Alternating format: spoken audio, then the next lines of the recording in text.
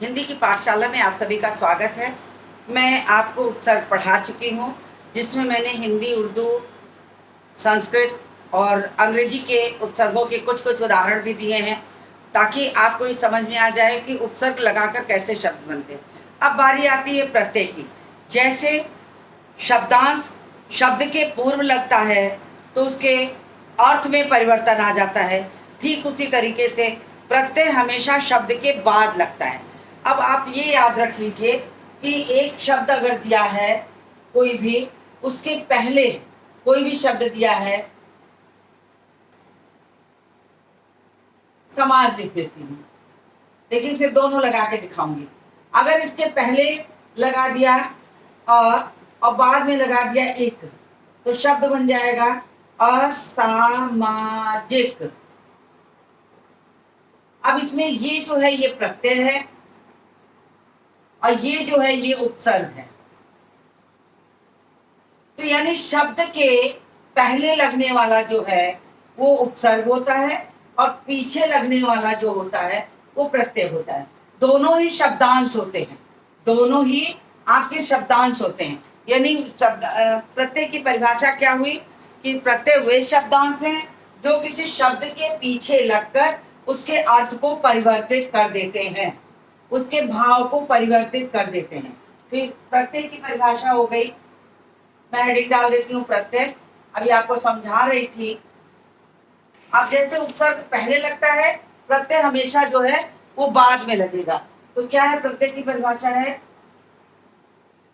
प्रत्यय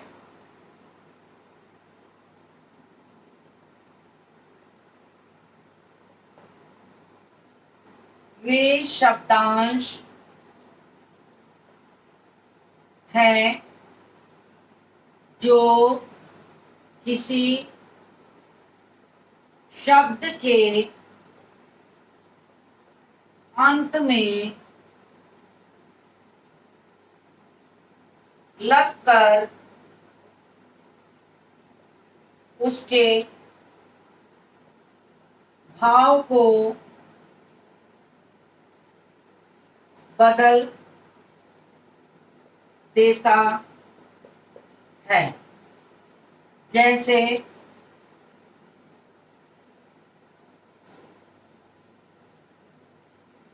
अर्थ शब्द है, एक प्रत्यय लगा, एक प्रत्यय के साथ आर्थिक। सब्जी है शब्द, लेकिन हमको इसको व्यक्तिवाचक बनाना है, हमने वाला लगा दिया तो बन गया क्या? सब्जी वाला। अब ये वाला लगाने से, वाला प्रत्यय से ये जो हुआ व्यक्तिवाचक, व्यक्ति का भाव देने लगा। हम किसी सब्जी वाले की बात कर रहे हैं, ना कि सब्जी की बात कर रहे हैं। तो इस वाला ने इसके भाव को परिवर्तित कर दिया। तो इस तरीके से शब्द के अंत में लगकर, शब्द के अंत में लगकर, जो अंत में लगता है उसे हम प्रत्यय कहते हैं। तो ये आप ध्यान में रखिएगा। अब प्रत्यय दो प्रकार के होते हैं। प्रत्यय दो प्रकार के होते हैं। ये हमेशा याद रखिए कि प्रत्यय दो प्रकार के होते हैं। बहुत बार पूछा जाता है कि प्रत्यय कितने प्रकार के होते हैं, तो आपको याद होना चाहिए कि प्रत्यय दो प्रकार के होते हैं। एक होता है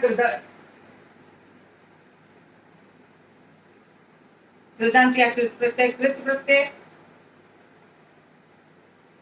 दूसरा होता है तद्धित प्रत्यय।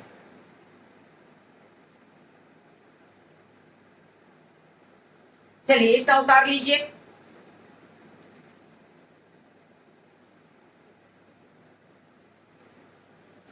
अब देखिए, याद करने का जो सबसे आसान तरीका है कि कृत प्रत्यय क्या होता है और तद्धित प्रत्यय क्या होता है, आसान याद कर लीजिए। कृत में क्री लगा है तो ये जान लीजिए कि ये क्रिया के साथ लगता है, क्रिया या धातु। अभी मैं आपको बताऊंगी क्रिया या धातु क्या होता है। और इसको छोड़कर जो लग जाए संज्ञा, सर्वनाम और विशेषण, ये इसमें लगेगा और क्रिया में लगेगा ये। बस इतना ही आपको याद कर लीजिए कि कृत प्रत्यय क्री से है और क्रिया, तो क्रिया कृत प्रत्यय हमेशा जो है क्रिया या धातु के साथ लगता है। उसके अलावा जो बचता है वो तद्धित प्रत्यय होता है। बस इतना याद कर लेंगे, आपको आसानी से याद हो जाएगा। इतने का स्क्रीनशॉट ले लीजिए तो मैं कृत प्रत्यय पर आ जाऊं।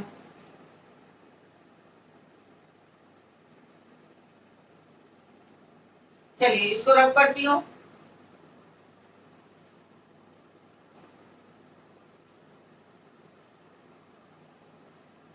अब मैं आपको कृत प्रत्यय बताऊंगी। कृत प्रत्यय बताने के पहले मैं आपको धातु और या क्रिया थोड़ा समझा देती हूँ। अब देखिए धातु और क्रिया क्या है। क्रिया का जो मूल मूल रूप होता है वो धातु होता है।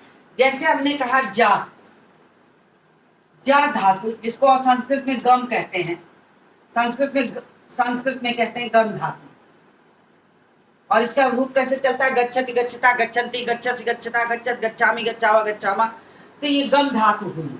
तो गम धातु में जिसका मतलब होता है जा कहिए, पढ़ कहिए, कुछ भी कहिए, पठ धातु, पठति पठता पठन्ति पठति पठता पठत पठामी पठावा पठामा, जो भी कहिए। अब ये देखिए, अब इसको हम क्रिया, ये तो हो गया धातु, ये मूल रूप है। पठ धातु हो गया, ये मूल रूप है, क्रिया का मूल रूप, क्रिया का मूल रूप है ये। अब जब काल में परिवर्तित, यही धातु जब काल के अनुसार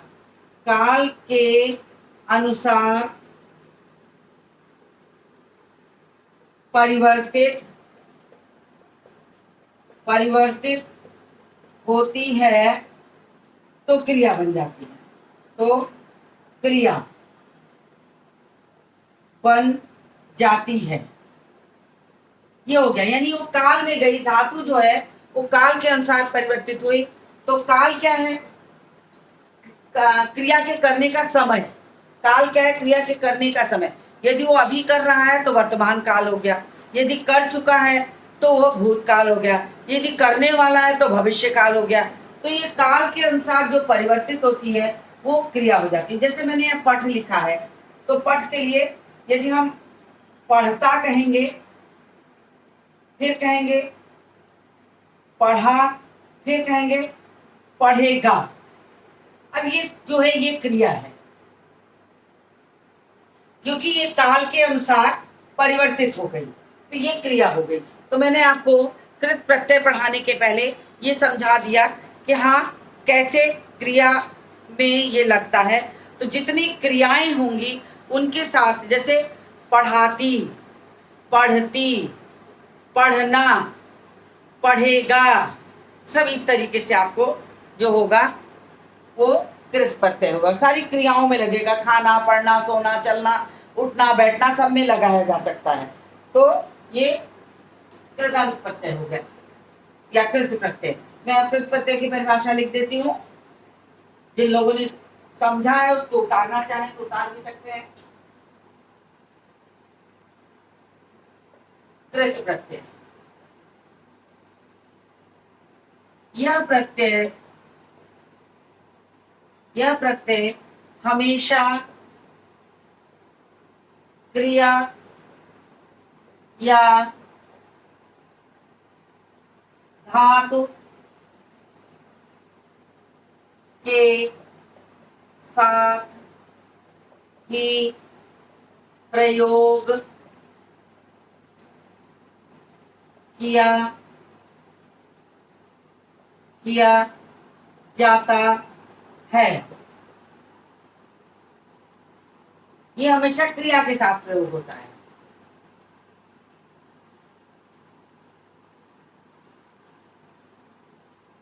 अब देखिए, जैसे लिखते हैं, उदाहरण लिखते हैं। जैसे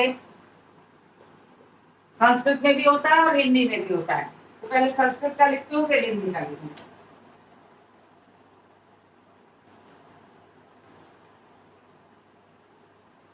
संस्कृत के प्रत्यय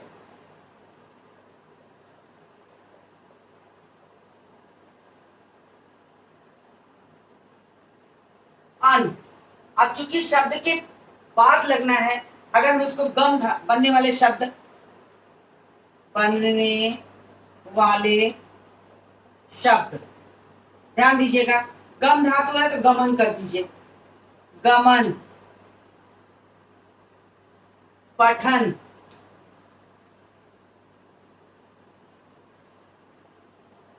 करण, अक,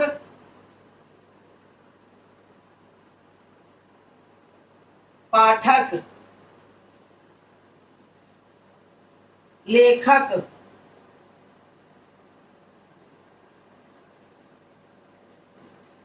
चालक। अनीय बहुत पूछा जाता है, अनीय प्रत्यय बहुत पूछा जाता है परीक्षाओं में। पठनीय, गमनीय,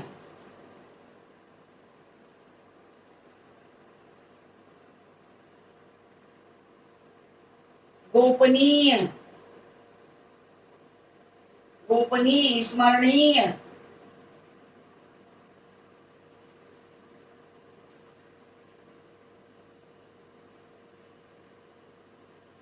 का प्रत्यय में श्रोता, वक्ता,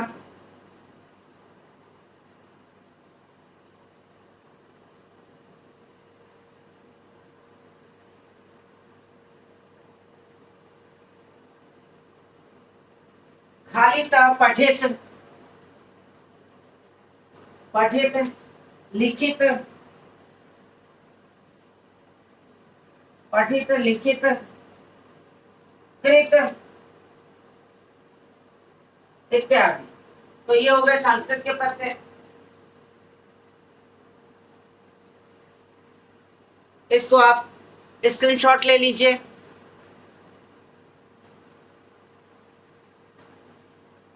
तो मैं हिंदी के प्रत्यय थोड़े करा दूं।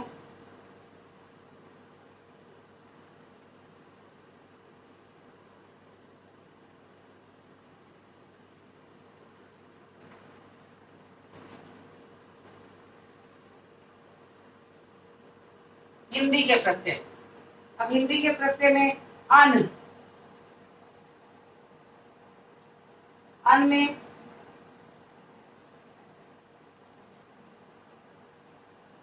ढक्कन,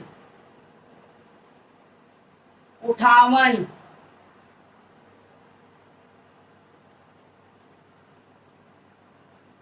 झाड़न, चालन,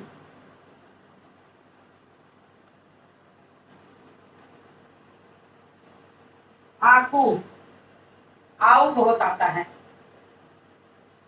लड़ा, बिकाऊ, बिकाऊ, कमाऊ, चलाऊ। थोड़े कॉमन है इसलिए मैं बहुत ज्यादा शब्द नहीं लिखूंगी। आहट बहुत पूछा जाता है, घबराहट,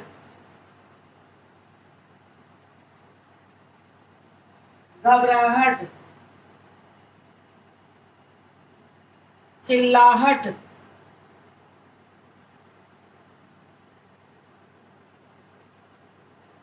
चिड़चिड़ाहट,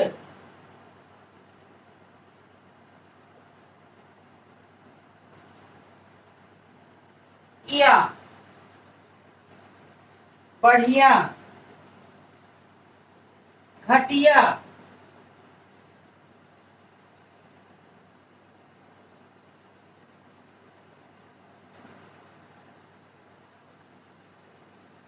अर, कर, खाकर,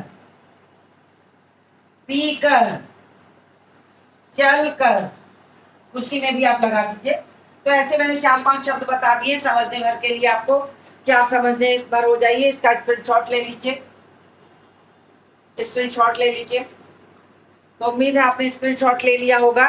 और आपको बता दूं कि उपसर्ग और प्रत्यय में अभी थोड़ी सी चीजें, तद्धित प्रत्यय बचा है, तो कल के वीडियो में मैं तद्धित प्रत्यय रखूंगी। तो आप मेरे साथ बने रहिएगा। प्लीज लाइक करिए, शेयर करिए, सब्सक्राइब करिए। और साथ ही साथ ये मेरी रिक्वेस्ट समझ लीजिए कि आप लोग का हौसला अफजाई है मेरे लिए कि आप जो करते हैं उससे मुझे उत्साह मिलता है, लेकिन आपका ज्ञान बढ़ेगा। तो मेरी आपसे रिक्वेस्ट है कि आप अधिक से अधिक ग्रामर को मजबूत बनाने के लिए इसे देखिए, पढ़िए और जो भी डाउट्स मन में आए तो उसे आप पूछिए, तो आपका फ़ायदा मिलेगा। इसी के साथ इस वीडियो को मैं समाप्त करूँगी और इसके अगले पार्ट को लेकर मिलती हूँ आपसे अगले वीडियो में।